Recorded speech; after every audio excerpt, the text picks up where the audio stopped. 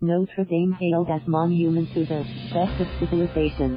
New York. Notre Dame, a survivor of wars and revolutions, has stood for centuries as not merely the greatest of the Gothic cathedrals and a towering jewel of Western architecture. It has stood, in the words of one shell-shocked art expert, as one of the great monuments to the best of civilization. And so it was that across the globe on Monday, a stunned and helpless art world wept alongside the people of France as a massive fire ravaged the beloved cathedral. Civilization is just so fragile, said Barbara Drake-Dome, senior curator at the Metropolitan Museum of Art's Medieval Cloisters branch in New York, her voice shaking as she tried to put into words what the cathedral meant. This great hulking monument of stone has been there since 1163. It's come through so many trials. It's not one relic, not one piece of glass, it's the totality, she said, struggling to find words expansive enough to describe the cathedral's significance. It's the very soul of Paris, but it's not just for French people. For all humanity, it's one of the great monuments to the best of civilization.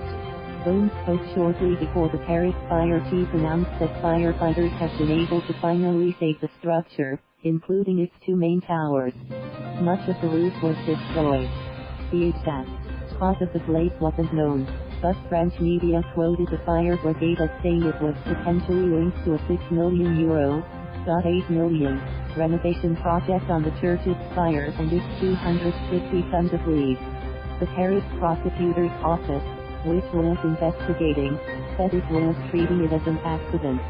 Construction on Notre Dame French for Our Lady began in the 12th century and continued for nearly 200 years.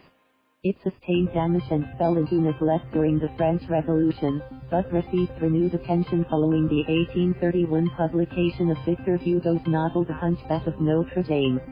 This led to 2 decades of restorations, including the cathedral's famous flying buttresses and a reconstructed spire. While most kings were crowned elsewhere, Napoleon Bonaparte made sure he was crowned there in 1804, and married there in 1810. Experts noted Notre Dame is an aesthetically smooth synthesis of different centuries. It all blends together so harmoniously, said Nancy Wu, a medieval architecture expert and educator at the Met Cloisters. She said she was struck by delicacy of the structure, as well as that in the 3 stunning stained glass rose windows, and the elegant exterior carving. There are a lot of details that remind one of intricate lace, she said, even though it's a building of cold hard stone. Aside from the structure, art experts were concerned about the fate of countless priceless artworks and artifacts inside, including relics like the crown of thorns, which is only occasionally displayed. Paris Mayor Anne Hidalgo later said on Twitter that the crown of thorns and the tunic of St. Louis were among the artifacts saved. This cathedral has a number of elements that are not just famous but religiously significant, said Giulio Bermudez, professor at the School of Architecture and Planning at Catholic University in Washington, D.C. One of course is the crown of thorns. The faithful believe this is the crown that the Savior put on his head. It's kept in a very safe place.